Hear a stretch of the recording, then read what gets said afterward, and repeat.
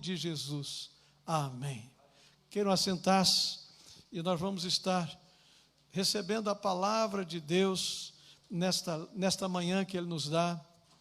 Nós queremos trazer à sua memória o Pai Nosso. O Pai Nosso é um dos textos mais conhecidos e recitados no mundo inteiro. E ele faz parte do chamado Sermão do Monte. E nós temos esse texto como, para nós, para mim pessoalmente, como uma lição de vida. Eu diria que uma das virtudes cristãs mais lindas e desafiadoras é a virtude cristã chamada humildade. Porque esse texto está incluso num contexto em que o Senhor Jesus se posta a ensinar, e Ele chama os seus discípulos para o seguir. Ele diz, olha, venham após mim, e logo em seguida Ele diz, eu ensinarei vocês a pescar. Mas Ele não ensina só a pescar, Ele ensina outros aspectos da vida cristã, como em Mateus 11, 29, Ele diz, sejam meus seguidores e aprendam comigo, porque sou bondoso e tenho um coração humilde, e vocês encontrarão descanso. Ou seja, Jesus está chamando os seus discípulos e a nós, nessa manhã, neste dia, para que nós possamos ir após Ele, nos assentarmos à mesa com Ele e aprendermos com Ele, porque Ele é o mestre que não só Ele ensina com as palavras, mas Ele ensina com autoridade. Uma coisa é o ensinamento apenas verbal, apenas teórico. Outra coisa é o ensino com a vida, é o ensino com aquilo que está sendo mostrado, demonstrado, vivenciado. E Jesus é assim, de modo a causar até admiração nos inimigos dele. Em João, capítulo 7, versos 40 a 43, vejam o que dizem dele. Muitos que ouviram estas palavras afirmavam, de fato, este homem é o profeta, ele é o Messias, diziam outros. E ainda outros perguntavam, mas será descendente de Davi e vai nascer em Belém, onde Davi morou? Então o povo se dividiu por causa dele. Ou seja, Jesus ensina, Jesus prega, Jesus compartilha, e as pessoas ficam impressionadas, porque as suas palavras são carregadas de vida e de autoridade. Ele pode nos ensinar. E no caso da oração do Pai Nosso, é impressionante ver que há aqui uma intensidade, uma profundidade, uma expressividade diferente. Jesus podia copiar uma oração comum nos seus dias de outros grupos religiosos, mas Ele não faz.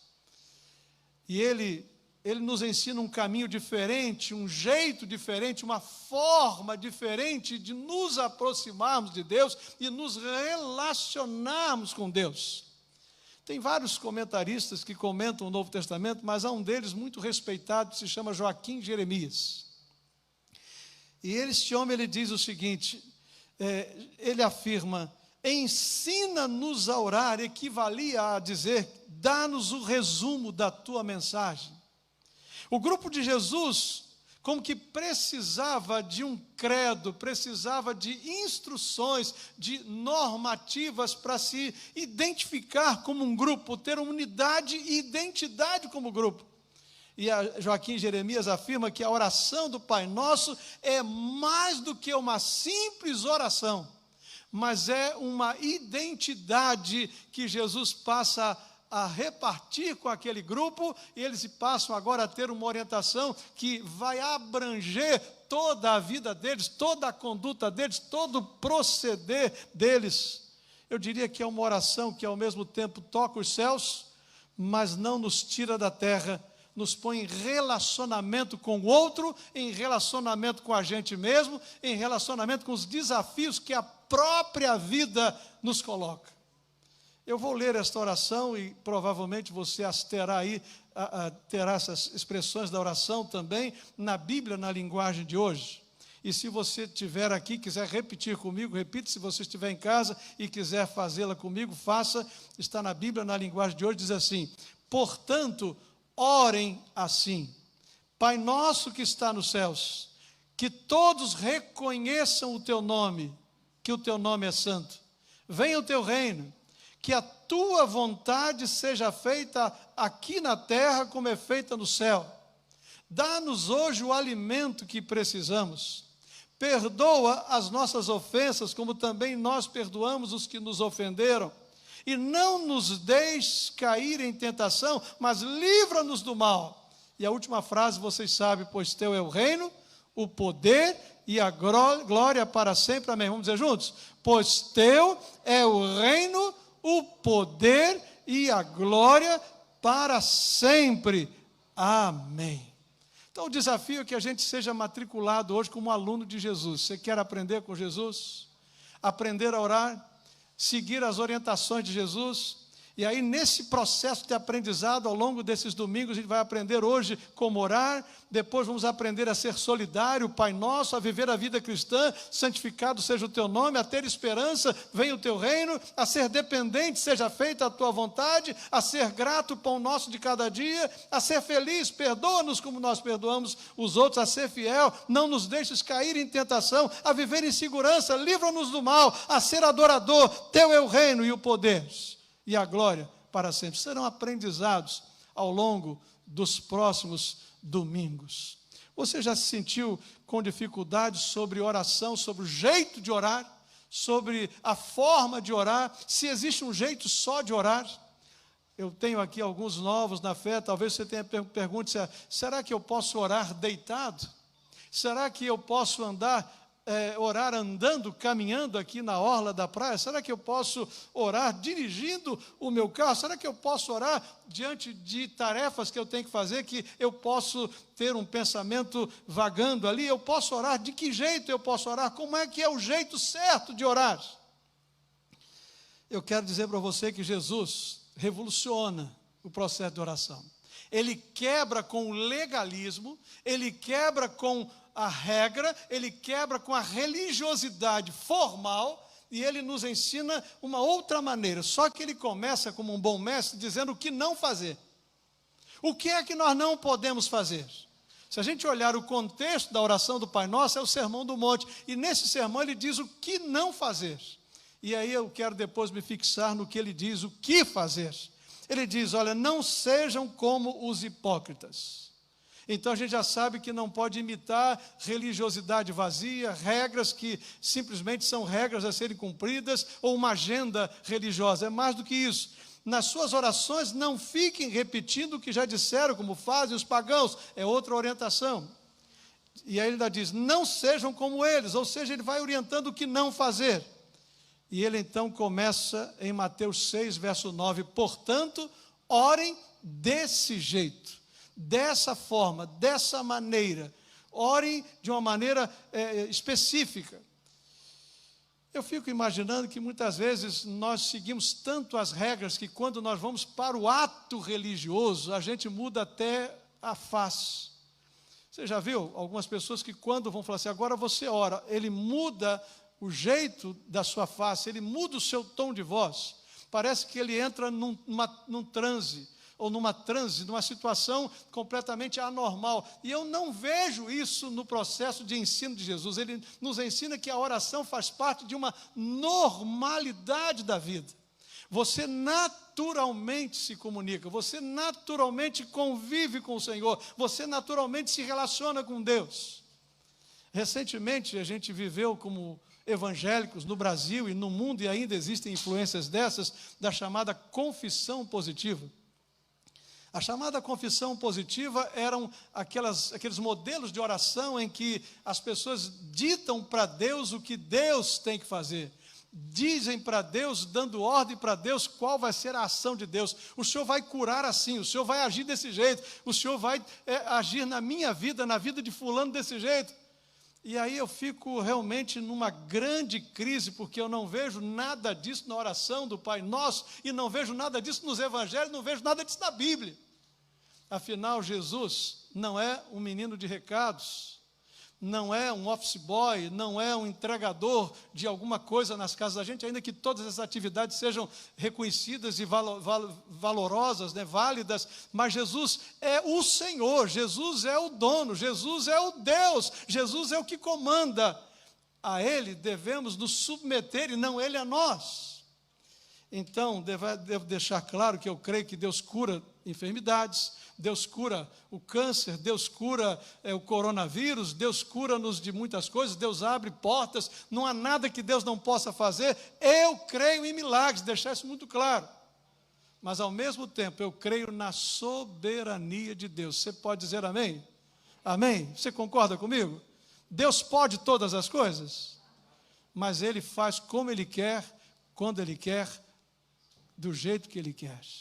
Senão, nós teríamos o controle de Deus. Ele deixa de ser Deus soberano, deixa de ser Deus onipotente, onisciente, onipresente, e passa a ser um controle na minha mão para eu fazer com Deus o que eu quero. Esse Deus não é o Deus da Bíblia. O Deus da Bíblia é o que controla, é o que dirige, é o que tem a história nas suas mãos. O mundo está nas mãos de Deus. Que lições nós podemos aprender para nós começarmos essa manhã falando especificamente? Primeira coisa que a gente aprende sobre oração é que a gente precisa ser espontâneo em nossas orações. Então, a grande diferença entre orar e rezar é que a oração é algo natural, é algo espontâneo, não são palavras memorizadas. Não são palavras que você aprendeu e tem que fazê-las de manhã, de tarde e de noite. Você vai conversar com Deus de acordo com a sua realidade emocional, circunstancial. Algumas vezes é natural que, pelo tempo que a gente já está comprometido com Deus, com a Bíblia, com a igreja, a gente acaba adquirindo certos jargões. A gente acaba adquirindo certo formato de oração. E a gente precisa tomar muito cuidado para que a gente não reze ao invés de orar. A gente precisa tomar muito cuidado para que a nossa oração seja algo natural, como a gente fala uns com os outros de maneira natural, e não simplesmente expressões prontas que a gente nem está pensando nelas e nem sentindo sobre elas. Por isso que a oração precisa ser espontânea. O que o dicionário diz sobre espontaneidade? Alguma coisa que se origina em um sentimento ou uma tendência natural, alguma coisa que é livre, sem constrangimento, que se manifesta sem premeditação, sem desvios. E uma das coisas mais lindas do Pai Nosso é descobrirmos que nós, como filhos de Deus, podemos nos relacionar com Deus de maneira natural. Eu tenho aprendido que quanto mais nos aproximamos de Jesus, quanto mais nos aproximamos dos ensinos da Bíblia, mais naturais a gente fica. Porque quem era Adão e quem era Eva, ou quem era esse casal antes da queda? Eram pessoas normais que conversavam com Deus. E diz a Bíblia que Deus estava com eles todos os dias na viração do dia e conversava com eles, estava com eles. Ou seja, havia naturalidade nesse relacionamento. E a religião tirou a naturalidade do relacionamento com Deus. Por isso ele fala sem vãs repetições, ou seja, sem palavras retóricas, sem ficar repetindo como se você mesmo estivesse fazendo uma mantra diante de Deus, e Deus então fosse ficar tão cansado de ouvir você falar a mesma coisa que Ele vai fazer o que você quer. Não adianta, não é assim que funciona na nossa relação com Deus. Deus, Ele sabe o que é melhor para nós, amém por isso? Você crê que Deus sabe o que é melhor para nós? Quantos sabem? Eu creio que Deus me ama e Deus te ama. E a gente não entende tudo o que acontece, senão a gente também seria Deus. Algumas coisas nos causam dores, algumas coisas nos fazem sofrer, porque são acontecimentos difíceis, que se a gente pudesse, a gente mudava a história, voltava a história. Mas o fato é que Deus nos ama e que Ele quer sempre o melhor para nós. Eu vejo poucas vezes a Bíblia registrando as palavras de Jesus, as orações de Jesus especificamente. Mas vejo, eu noto sinceridade profunda, simplicidade contagiante e um sentimento de convívio desafiador. Um dos maiores exemplos que eu menciono é quando Lázaro é ressuscitado. Normalmente, a gente espera que Jesus chegasse diante daquela multidão e fizesse ali todo um estardalhaço e começasse a ter um ritual para que tudo acontecesse. Mas eu leio em João capítulo 11, versos 41 a 43, a simplicidade, a profundidade, a naturalidade com que Jesus realiza aquele milagre. Vejam bem, então tiraram a pedra. Era a ordem de Jesus, tirar a pedra, tirar a pedra. Olha o que Jesus faz. Jesus olhou para o céu e disse: Pai, eu te agradeço porque me ouviste. Ele está olhando e falando com Deus, normalmente. Antes dele dar uma ordem para Lázaro, ele já tinha no coração dele a certeza de que Deus iria realizar o milagre de ressuscitar Lázaro. Eu te agradeço porque eu sei que já me ouviste. Ele diz: eu sei que sempre me ouves. Ele diz: mas eu estou dizendo isso por causa de toda essa gente aqui, para que eles creiam que tu me enviaste. Depois de dizer isso, então ele deu uma ordem, gritou: Lázaro, vem para fora. Foi só isso. Eu gosto dessa passagem. Alguém disse assim: ainda bem que Jesus só chamou Lázaro para fora do túmulo, porque se ele dissesse: saiam para fora, haveria assim uma resposta de todos os mortos se levantando daqueles sepulcros. Mas ele foi específico naquele dia, na soberania dele, na autoridade dele, no propósito dele. Lázaro somente devia sair do túmulo. E eu me pergunto, eu te pergunto, eu tenho sido natural, espontâneo em minha oração? A sua oração é a expressão do seu coração e do seu momento com Deus. Você percebe que orar é uma convivência que você tem com Deus, é um estar com Deus de maneira desafiadora na sua presença. Eu quero lhe desafiar a reavaliar o seu jeito de orar, o seu processo de oração, a sua vida de oração, e eu quero lhe perguntar a quem você quer impressionar quando você ora. Eu não tenho que impressionar você. Eu não tenho que dizer para você que eu sou mais ou menos espiritual do que você, e você não tem que se impressionar, ou me impressionar, ficar preocupado com isso. Um dos exemplos de oração mais simples na Bíblia é a oração de Ana no templo. A Bíblia diz que ela chega no templo e ela está orando ao Deus eterno, 1 Samuel capítulo 1, verso 13. E a Bíblia diz que o sacerdote Eli chega no templo e viu aquela mulher simplesmente balbuciando palavras ali, com aqueles sons baixinhos que ela estava entendendo e Deus estava entendendo, e até chega a repreendê-la achando que ela estivesse bêbada. E ela diz: não, profeta, não, eu estou conversando com Deus, eu estou pedindo a Ele um milagre.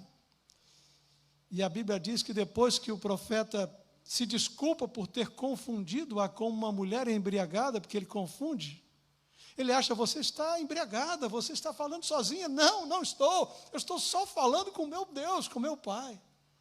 No verso 17, o profeta diz então para ela: vá em paz, que o Deus de Israel lhe dê o que você pediu. Quem precisa ser impressionado com a minha oração é o meu Deus. Quem precisa ouvir o que eu estou falando é Deus. Não se preocupe com a sua retórica. Eu já vi orações com todos os erros de português que você imagina, e Deus ouvir. Quem já viu isso também? Levante a mão. É verdade? Eu já vi pessoas simples que simplesmente expressavam a sua fé com naturalidade, numa conversa com Deus, e Deus ouvir, e Deus responder, e o milagre acontecer, e algumas vezes Deus dizendo sim, outras vezes dizendo não, mas Deus agindo. Então, a melhor maneira de nós alcançarmos o coração de Deus é orando do nosso coração para Deus. Guarde esta frase.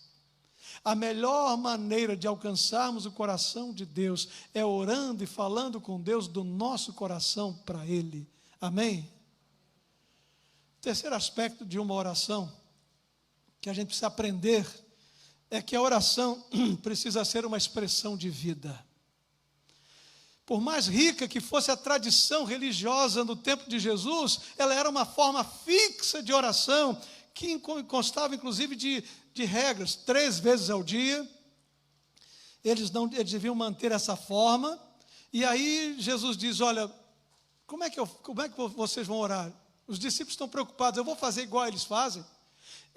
Eles oram assim, existe todo um ensinamento, nós vamos repetir, vamos fazer como Jesus diz. Não, é diferente, eu quero ensinar vocês de uma forma diferente. Eu quero que vocês saibam que a oração é expressão de vida e não obrigação religiosa. Ele nos diz como orar, ele mostra com a sua vida em Mateus, Marcos, Lucas e João. No evangelista João a gente lê 3 orações de Jesus. E ao invés de Jesus estar preocupado em orar uma vez, 2 ou 3 ao dia, a gente vai ver em Marcos 1,35, 6,46, Lucas 6,12, que Jesus, ele vai além desta regra. Ao invés de 3 orações diárias, Jesus ora algumas vezes o dia inteiro, outras vezes a noite inteira. Ou seja, a regra de Jesus era expressar a vida dele com o Pai e ter a vida do Pai na sua vida. Era mais do que uma liturgia. Agora, espantem os senhores. Até então, todas as orações que se praticavam em volta, era uma oração feita em hebraico. Por que o hebraico? Porque era uma língua mais formal. Porque era uma linguagem mais retórica. É como se você estivesse falando um português todo especial e não coloquial, não do dia a dia. E aí Jesus diz: olha, nada de hebraico. Qual é a língua que vocês falam todos os dias? Ah, mestre, nós falamos aramaico. Então, se não é o hebraico a língua que vocês usam, então por que vocês têm que orar em hebraico? Por que vocês vão manter a retórica se vocês podem falar do coração e expressar a vida? E aí Jesus começa dizendo: olha, vocês vão orar assim: Abba, Pai. A expressão Abba é uma expressão do aramaico. E era uma expressão do dia a dia, era uma linguagem comum das crianças e de dentro de casa. Era uma linguagem que não era irreverente, mas era pessoal, era íntima, era da intimidade, era um falar com Deus de maneira familiar. Glória a Deus por isso, meus irmãos. E aí a gente aprende com o Joaquim Jeremias que a total novidade e a singularidade da invocação de Deus como Abba nas orações de Jesus evidencia que ele expressa o coração da relação de Jesus com Deus, de falar com Deus como uma criança com seu pai, cheio de confiança, sentindo-se acolhido e ao mesmo tempo respeitoso e pronto para obediência. Abba, Pai. A palavra Abba e a palavra Pai aparecem 170 vezes nos evangelhos. Reconhece que não havia uma liberdade excessiva, mas um relacionamento de intimidade. Não havia vulgaridade nisso. Claro que eu me preocupo algumas vezes as pessoas relacionarem-se com Deus de maneira vulgar, de maneira inapropriada. Não é isso que estamos falando, é você falar com Deus como você fala com uma pessoa que você tem intimidade, mas ao mesmo tempo você tem respeito e temor, e que você reconhece a sua autoridade sobre a sua vida. Então, nessa manhã, nós vamos aprender esses 2 aspectos desta oração maravilhosa. Pai, ensina-nos a orar, ensina-nos a ter vivência com o Senhor. Mestre, estamos prontos a aprender. Jesus diz aos discípulos: vinde após mim e aprendei de mim. Vinde a mim e eu vos ensinarei. Provavelmente nessa manhã alguns de nós estão dizendo assim: mas pastor, quanta coisa boa eu aprendi hoje. Pois a Bíblia é assim, ela é abençoadora, ao mesmo tempo revolucionária.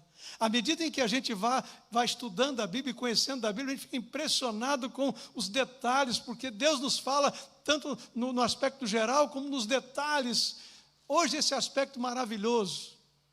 Então eu queria que essas duas lições sobre a oração ficassem gravadas na sua mente e no seu coração, para que você pudesse, de uma forma especial, relacionar-se com Deus. Nós precisamos ir além da religiosidade. Nós precisamos ir além da retórica, nós precisamos ir além da formalidade, nós precisamos ter intimidade com Deus. Meu desafio é que, se a gente precisa, como eu, por exemplo, preciso de tempo certo para eu me organizar, que a gente não transforme o tempo certo, separado de oração, em tempo apenas de religiosidade. Mas que seja assim uma forma de priorizar, uma forma de valorizar. Se é isso, maravilha, ótimo, que bom. Mas que a gente vá além disso. Que a gente, terminado aquele tempo, a gente continue na presença de Deus. Terminado aquele tempo, que a gente continue a conviver com Deus e a desfrutar da intimidade com Deus, a vivenciar um relacionamento pleno com Deus. Porque a oração é intimidade. E a oração é esse aspecto natural, uma expressão de vida em nosso relacionamento com Deus. Eu confesso que cada dia eu preciso aprender mais. Uma das coisas que eu quero aprender é não criticar nenhuma oração, olhar para a sua simplicidade e dizer assim, que bom, que bom. O sacerdote ali, cheio de experiência, criticou a Ana lá no templo. E Ana estava fazendo a coisa mais certa que ela podia fazer. Ela estava falando com o Pai. Que nós possamos crescer em nossa intimidade com Deus. Que nós possamos crescer em nossa natural relação com Deus. Que isso não se restrinja ao templo. Nós somos muito templários e é bom que a gente volte. O templo faz parte da vida da igreja, do relacionamento, da intimidade uns com os outros, mas o culto e o relacionamento com Deus precisam ir além do templo. E temos aprendido isso mais do que nunca nesse período de pandemia. Aqui é casa de oração, não casa de Deus. Aqui é lugar de culto, mas o seu coração é o melhor altar que Deus quer tomar conta. Portanto, orem assim. Deus em Cristo nos ensina. O Evangelho nos ensina. Eu quero lhe desafiar a manter intimidade com Deus, a desenvolver expressão natural com Deus, vida com Deus. Nós vamos orar ao Senhor, nós vamos fechar os olhos, vamos à presença de Deus. Mas uma das primeiras e mais importantes orações que a gente pode e deve fazer na vida, sabe qual é? Senhor Jesus, eu sei que eu sou um pecador. Eu sei que como pecador eu estou longe do Senhor. O Senhor tem, nesse momento, a oportunidade de ouvir a minha sinceridade, perdoar os meus pecados, tornar-se o meu Senhor e o meu Salvador. É a oração daquele ladrão lá na cruz, no finalzinho, nos últimos momentos de vida. Senhor, Senhor, nós estamos aqui porque a gente merece. Dá para o Senhor lembrar de nós? Lembra-te de mim quando entrares no teu reino. Eu sei quem eu sou, mas eu sei quem o Senhor pode ser na minha vida. Entregue-se a Jesus. Talvez nós que aqui estamos já tenhamos, todos nós, entregue nossas vidas ao Senhor, mas talvez este culto esteja alcançando pessoas lá em casa, aqui no Rio de Janeiro, no Brasil, fora dele, gente que precisa fazer a oração da salvação. Então que ela seja feita e que haja vida de Deus na sua vida, salvação, perdão de pecados. Depois disso é só relacionamento com Deus através de Jesus.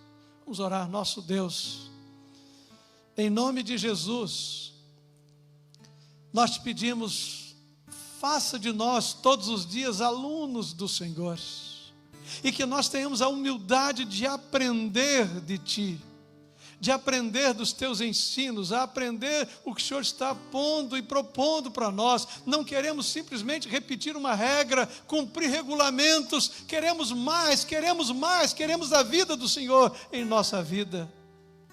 Queremos que o nosso coração se comunique com o Teu coração. Queremos que as nossas palavras sejam mais do que palavras, sejam a expressão da nossa vida em intimidade com o Senhor. Pai, nos ensine tudo isso, nos ensine a entender a Tua soberania. nos ensine a conviver com a tua autoridade, nos ensina a conviver com a tua graça, com o teu amor, com o teu cuidado todos os dias. Nos ensine a te amar, a estar contigo mais do que buscar o Senhor por alguma coisa. Ensina-nos a orar, ensina-nos a viver uma vida plena de intimidade e relacionamento com o Senhor. Oramos assim em nome de Jesus. Amém. Que Deus abençoe a cada um aqui. Que Deus abençoe a cada um na sua casa. Nós vamos cantar um louvor com o nosso ministério de louvor.